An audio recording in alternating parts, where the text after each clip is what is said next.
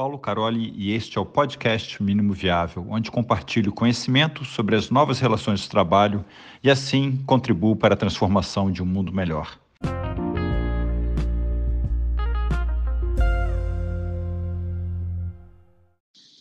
Data Mesh e seus principais desafios. Essa semana, mais uma vez, eu ajudei a minha amiga Jamak com o treinamento dela de Data Mesh. Uma ou duas vezes por ano, a Jamak leciona um treinamento de 20 horas na DDD Europa sobre Data Mesh, sobre o livro dela. E eu acompanho ela pede ajuda como facilitador e eu ajudo as pessoas, né, nas atividades práticas. E o bom desses treinamentos é que eu ouço da comunidade das pessoas, de várias organizações, nesse treinamento tem 80 pessoas, como é que está a transição na organização delas nessa transformação baseada em dados. Nos últimos anos, né, como facilitador de workshops colaborativos, né, muitas Inceptions e outros tipos de workshops estratégicos, me convidaram para facilitar muitos workshops para equipes de dados, especialmente a Jamak, que trabalha junto na Photoworks e alguns projetos grandes. Como ela me conhece, ela sabe que sou um bom facilitador. Ela me chamava para ajudar alguma essas grandes contas que estavam passando por essa transição, essa transformação para o Data Mesh. Meu intuito nesse podcast não é entrar em detalhes de Data Mesh em si. A Data Mesh aliás, é uma sacada muito boa que ela teve, né? Que é a parte de descentralização de dados, para explicar de forma muito simplificada. A gente, anos atrás, era um grande monolito, as aplicações de software. Depois a gente passou para microserviços. Só que os dados eles ainda eram centralizados, tá? Seja em data warehouse ou data lakes, eles seguiam centralizados. E a grande proposta do Data Mesh é a descentralização dos dados, ou seja, você vai ter os microserviços e os dados descentralizados, e esses ficam próximo das equipes, dos domínios do negócio, tá? As business units agora, em vez de depender de um grupo de data scientists centralizado que fica navegando num lake para responder as respostas de negócio, ajudar o negócio a ser mais eficiente, mais ágil. Não, agora o dado está descentralizado, então dentro de cada unidade de negócio, um domínio específico, você tem os times de data product que cuidam dos seus data products e os data products ajudam o negócio a ser mais eficiente. E é um mesh porque todo data product está disponível no mesh. Então, uma equipe começa a usar o data product de outra. Então, é como um grande grafo, e um vai usando o outro. E lá no final você tem os consumers data products, que são esses, que geralmente alguma pessoa de negócio está consumindo para gerar seus relatórios e melhorar a eficiência do negócio. E nos treinamentos dela, ela entra em muito detalhe técnico, tá? Eu era desenvolvedor, então eu entendo a parte técnica, ela entra em muito detalhe técnico, de input port, output port, a parte da plataforma e os níveis da plataforma. E as partes que mais me interessam são como é que a gente decide os domínios, né? Como é que a gente reconhece os domínios nas organizações, até um pouco do discovery, né? De como é que a gente descobre quais vão ser os data products, as use cases que vão ajudar o negócio, os data products que compõem essa use case, e depois como fazer o finish slice. Porque o grande desafio do Data Mesh é que o grande valor está quando você tiver muitos data products na Mesh. Só que nas grandes organizações, como é que você começa? A mesh está vazia, tem vários domínios, você começa com todos ao mesmo tempo, só com um, e essa é a parte que mais me interessa, né? Aliás, como facilitador, eu vou facilitar e eu acabo trazendo propostas de como lidar com tudo isso. E como eu ajudo ela com esses treinamentos, já tem quase 2 anos, né? Eu já dei ano passado 2 ou 3 vezes, esse ano acabei de dar uma vez, eu consigo acompanhar o comentário dos participantes, de como é que está na organização deles hoje, né? Então é bem interessante que eu vi isso no início, antes dela lançar o livro dela, os primeiros clientes, eu estava envolvido, então eu vi a dificuldade, depois fui vendo, depois de um ano, depois de 2 anos, e agora com esses treinamentos que ela está lecionando, eu consigo verificar o estado atual de tempos em tempos. Na parte mais política, ainda tem muita briga, né? O Gartner escreveu um artigo, o Data Mesh está morto, não está? Tem a briga de Data Mesh com Data Fabric, mas a minha visão é que, independente dessa briga política do nome que vai ser essa mudança do mundo baseado em mais distribuição dos dados, ela aconteceu, independente do nome que dê para isso, as tecnologias que venham, tá? Outra parte muito interessante é de tecnologia.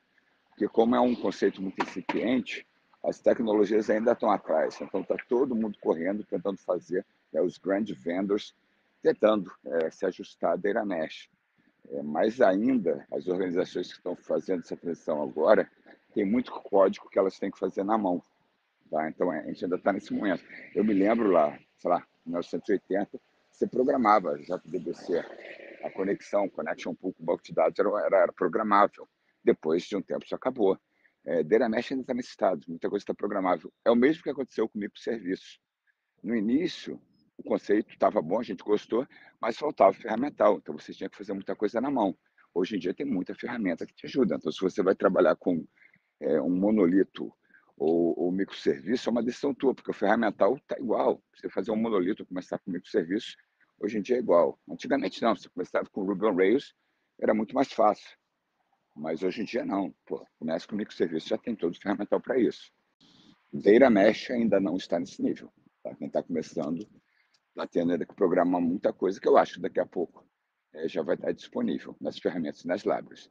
Em relação às ferramentas, óbvio que tem briga de vendor, e todo vendor tenta falar, agora eu sou Mesh, usa só a minha ferramenta, que é um pouco perigoso. Tá? Melhor a gente ainda ficar no mundo multi-vendors, para ficar independente de um só vendor, e também ficar de olho na evolução das ferramentas e as soluções que estão vindo por aí.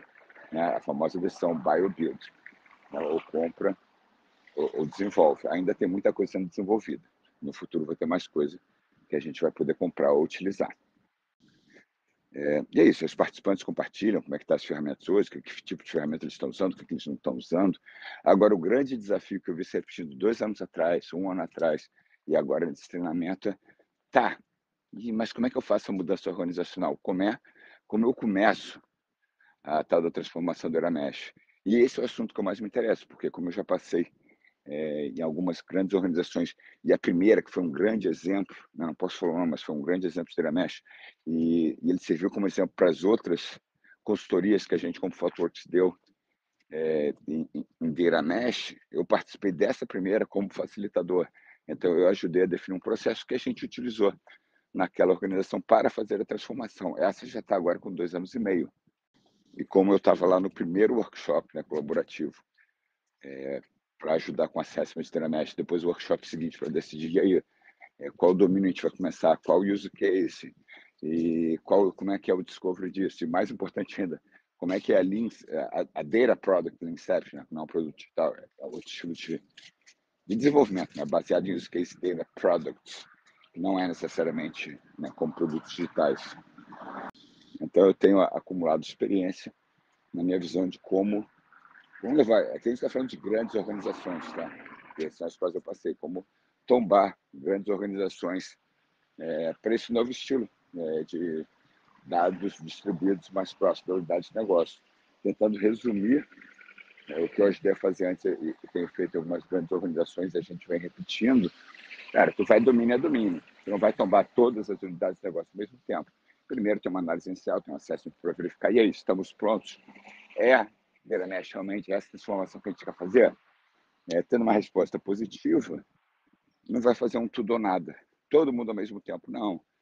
Vamos escolher um domínio, uma unidade de negócio, faz o mapeamento dos domínios e para um domínio tenta fazer um workshop onde você traz os principais stakeholders daquele domínio, as pessoas técnicas daquele domínio, muito já envolvido com tecnologias de dados, alinha sobre o conceito de Data Mesh, que é Data Mesh, porque por mais que a gente fale, a gente tem de conceito, ele é muito extenso, então é importante a gente olhar sobre isso.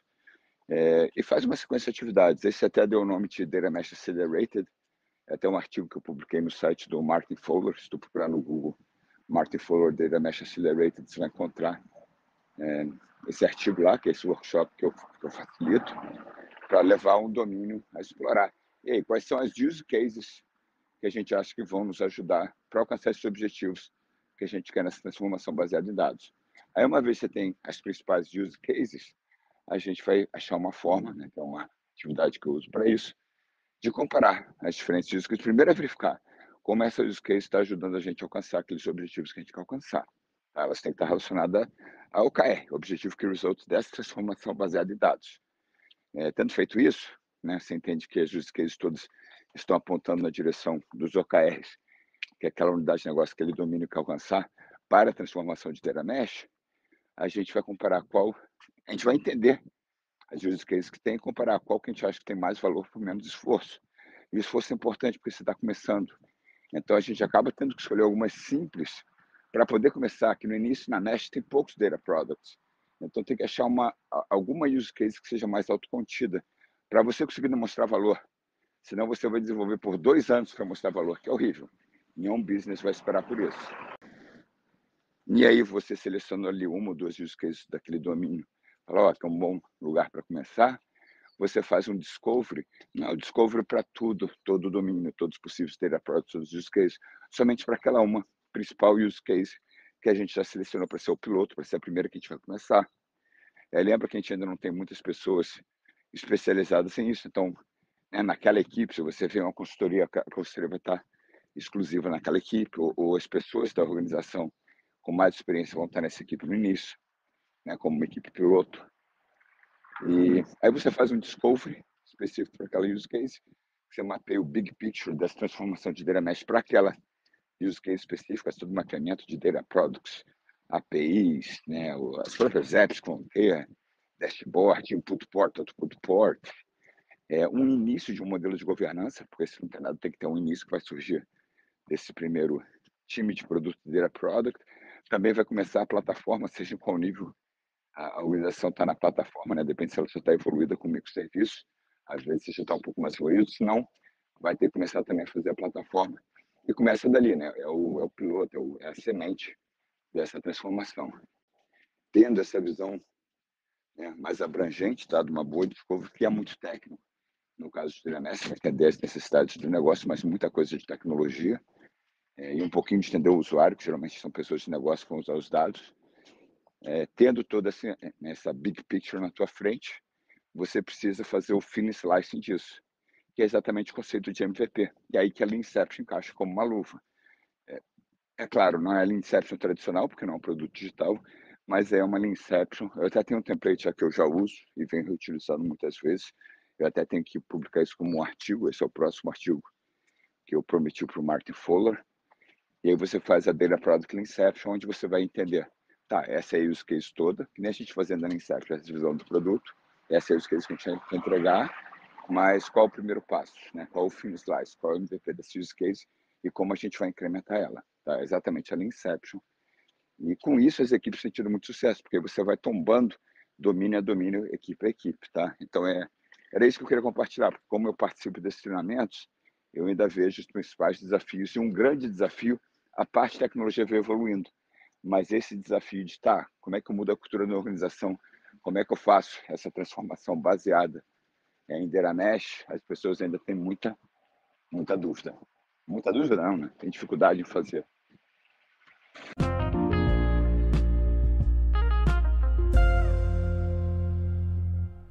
É aqui o episódio de hoje. Espero que tenha gostado. Eu te peço para se inscrever e recomendar esse podcast na sua plataforma de podcast preferida, como Spotify e YouTube, e nas redes sociais. Ou, como eu prefiro, recomende aos seus amigos. Assim você me ajuda com a missão de compartilhar conhecimento sobre as novas relações de trabalho, de forma a contribuir para a transformação de um mundo melhor.